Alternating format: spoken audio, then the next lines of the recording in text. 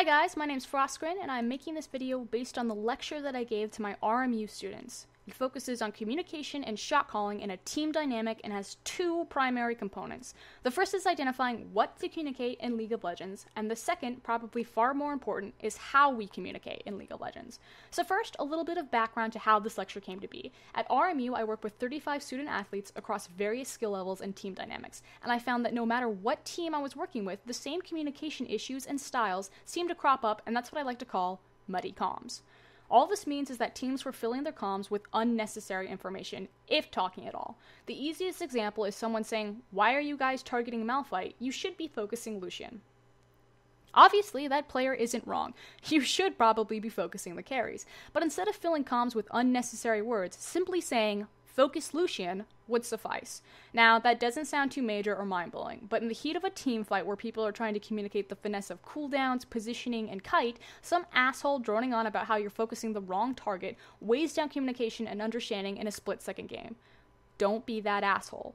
So let's start with identifying what should be communicated in League of Legends. I use the example of variables that create windows of opportunity.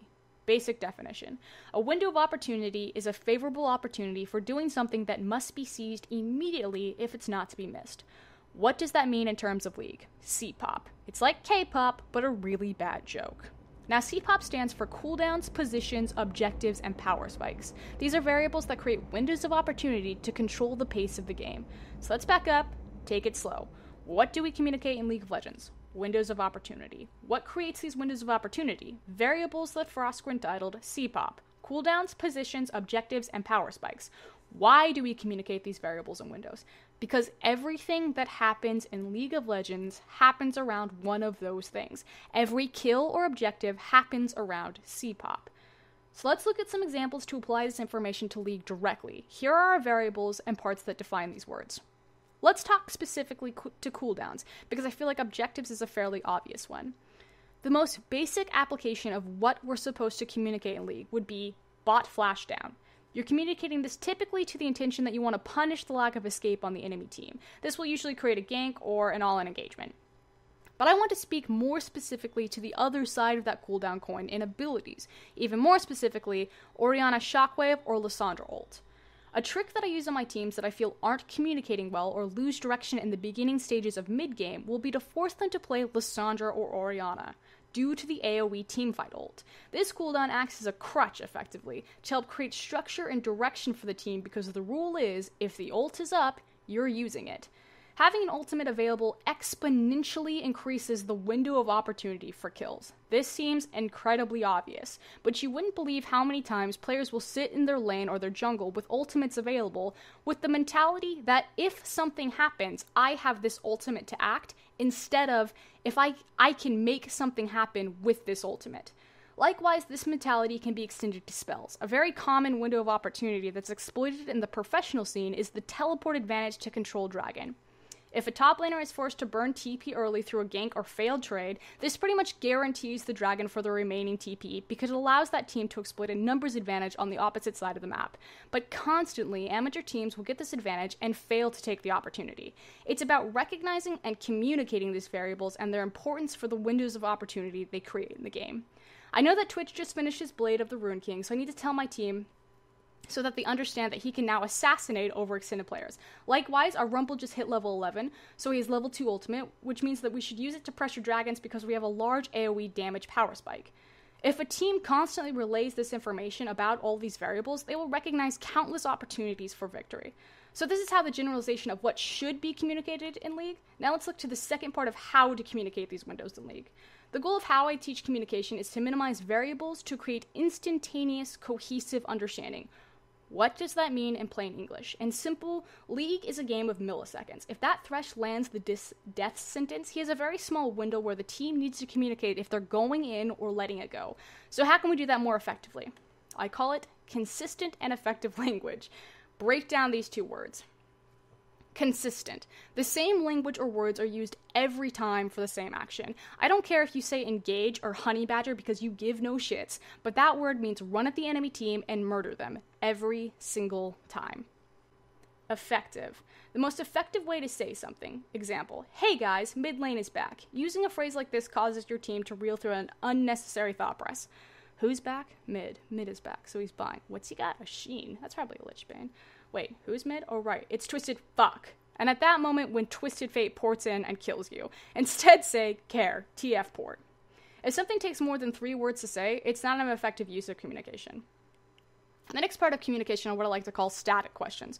These are questions that will be asked every game in the same situation every time. And their goal, again, is to help promote instantaneous, cohesive understanding. Eliminate guesswork. It's a game of milliseconds. You don't have time to decipher what people's intentions are, especially not in a ranked 5s environment. The most common static question is going to happen over towers. When approaching a tower, someone has to ask, dive or focus.